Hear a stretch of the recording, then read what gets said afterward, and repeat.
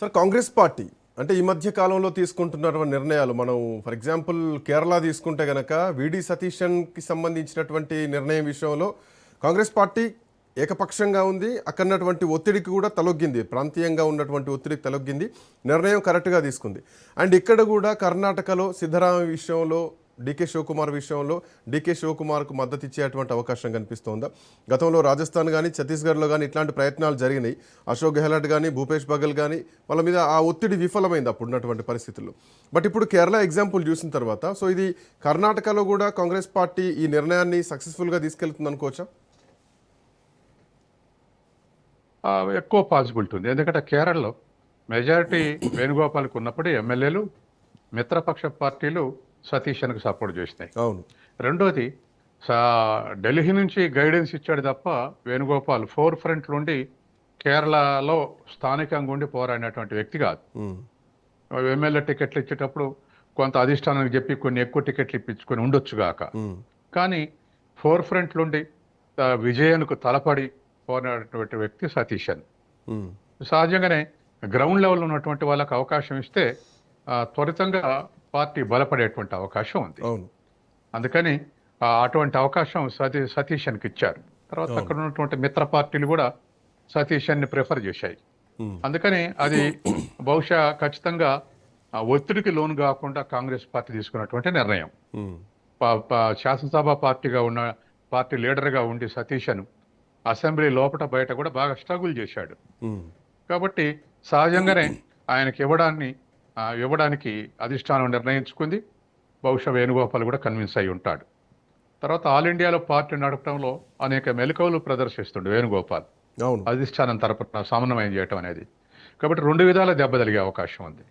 ఏది వేణుగోపాల్కి అవకాశం ఇస్తే ఆల్ ఇండియా లెవెల్లో సమన్వయం లోపం జరిగే అవకాశం ఉంది. రాష్ట్రంలో ఫోర్ ఫ్రంట్ నుండి పోరాడినటువంటి వ్యక్తిని కానీ ఢిల్లీ నుంచి దిగుమతి చేసుకునేటువంటి అపవాదు వచ్చే అవకాశం ఉంది. కాబట్టి సతీష్కి అవకాశం ఇచ్చారు. ఇక్కడ కూడా డీకే శివకుమార్ స్థానికంగా ఎమ్మెల్యేల మధ్య తక్కువ ఉండొచ్చు, కానీ స్థానికంగా ఉండి అన్ని మీదేసుకొని పోరాడినటువంటి వ్యక్తి శివకుమార్.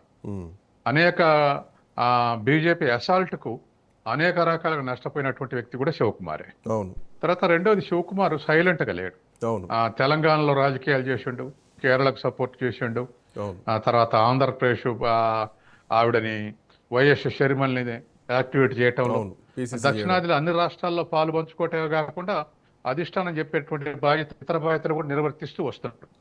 తనేం సైలెంట్గా లేడు, కర్ణాటకలో ఆ మంత్రి పదవికే పరిమితమై లేడు. కాబట్టి సహజంగానే డీకే శివకుమార్ ముఖ్యమంత్రి కాకపోయినా తన ఇంపార్టెన్స్ తగ్గలే. అలా తగ్గకుండా అధిష్టానం కూడా అటువంటి ప్రిఫరెన్స్ ఇస్తూ తిప్పింది. కాబట్టి సహజంగానే ఆ స్టేచర్ ఉన్నటువంటి వ్యక్తి. కాబట్టి స్టేచర్ ఉన్న సిద్ధరామయ్యను వదిలేసి స్టేచర్ లేనటువంటి వ్యక్తిని చేసి పెడుతున్నట్టుగా ఏం లేదు, తనకు కూడా ఆ స్టేచర్ ఉంది.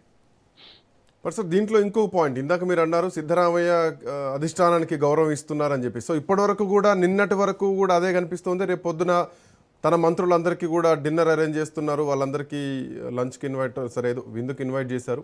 సో రేపు రాజీనామా చేయబోతున్నారు. ఇక్కడ సార్ రెండు ఎగ్జాంపుల్స్ చూసుకుందాం కనుక. గతంలో రాజస్థాన్ ముఖ్యమంత్రిగా ఉన్నప్పుడు అశోక్ గెహ్లాట్ కానీ, ఆ తర్వాత ఛత్తీస్గఢ్ ముఖ్యమంత్రిగా ఉన్నప్పుడు భూపేష్ బఘెల్ కానీ ఏ రోజు కూడా పెద్దగా అధిష్టానాన్ని గౌరవించలేదు అన్నటువంటి వాదనలు కూడా వీళ్ళపైన ఉన్నాయి, ఆరోపణలు కూడా. ఈవెన్ ఢిల్లీకి వచ్చి కలవకుండా వెళ్ళిపోయినటువంటి సందర్భాలు కూడా ఉన్నాయి. సో వాటితో పోలిస్తే సిద్ధరామయ్య కొంత గౌరవం చూపిస్తున్నాడు కదా అధిష్టానం పైన, ఆ రెక్కన కొంత పాజిటివ్ అనిపిస్తోంది కదా. ఖచ్చితంగా అశోక్ గెహ్లాట్ బహుశా మళ్ళీ గెలిస్తే మళ్ళీ కూడా 90 ఏళ్ళు కర్ర పట్టుకొని నడిచి కూడా ముఖ్యమంత్రి కావాలనుకున్నటువంటి వ్యక్తి. ఆల్ ఇండియా అధ్యక్షుడిగా ఆహ్వానిస్తే కూడా రిజెక్ట్ చేసి నాకు ముఖ్యమంత్రి కావాలన్నటువంటి. ఎలక్షన్స్ ఎప్పుడైనా ఒక యంగ్ జనరేషన్ ఇష్టపడుతున్నటువంటి వ్యక్తి ఆధ్వర్యంలో నడిస్తే వచ్చే రిజల్ట్ వేరు. అశోక్ గెహ్లాట్ పక్కకు తప్పుకోలేదు, నేనే అని చెప్పేసి కూర్చున్నాడు. కాంగ్రెస్ పార్టీ ఓడిపోయింది. అక్కడ వచ్చినటువంటి యూత్లో వస్తున్నటువంటి దాన్ని గమనించకుండా లేదా గమనించి కూడా నాకే పదవి అన్నటువంటి పద్ధతిలో వ్యవహరించాడు. కాబట్టి రాజస్థాన్లో ఆ పని జరిగింది. కాబట్టి ఇటువంటి పరిస్థితుల్ని పార్టీ కోసం హానర్ చేయాల్సిన అవసరం ఉంది. ఇప్పుడు బీజేపీ చూడండి, అనేక మంది సీనియర్ లీడర్లు ఢిల్లీలో ఉన్నారు, కానీ కాదని ఒక అమ్మాయిని ముఖ్యమంత్రిని చేశారు. ఎవరికి ఎక్స్పెక్టేషన్స్ లేదు ఇండియాలో వాళ్ళని అమ్మాయి అవుతుంది అని. అట్లాగే అనేక మంది 25 మంది ఆల్ ఇండియా ఫిగర్స్ ఉన్నారు. వీళ్ళందరినీ పక్కన పెట్టి ఒక కుర్రోడిని ఆల్ ఇండియా అధ్యక్షునిగా చేశారు. అవును. కాబట్టి కొన్ని మార్పులు, డ్రామాటిక్ గా మార్పులు లేకపోతే ఇప్పుడున్నటువంటి జంజీలు అంటే యంగ్ జనరేషన్స్ 25-30 ఇయర్స్ ఉన్నటువంటి ఏజ్ గ్రూప్ అంతా కూడా జరుగుతున్న సంఘటనల ఆధారంగానే రియాక్ట్ అవుతారు. గతంలో సిద్ధరామయ్య గొప్పడే కావచ్చు, కానీ ప్రజెంట్ జనరేషన్ ఇష్టపడుతారో లేదన్నది కూడా చాలా ముఖ్యం. ఎమ్మెల్యేలు ఇష్టపడి జనం ఇష్టపడకపోతే రేపు ఎలక్షన్లో అటువంటి పరిస్థితి రావచ్చు. ఉదాహరణ కేరళలో విజయన్కు చాలా సాక్రిఫైజెస్ ఉన్నాయి, చాలా చరిత్ర ఉంది, గొప్ప చరిత్ర, రెస్పెక్ట్ ఇచ్చేటువంటి చరిత్ర ఉంది.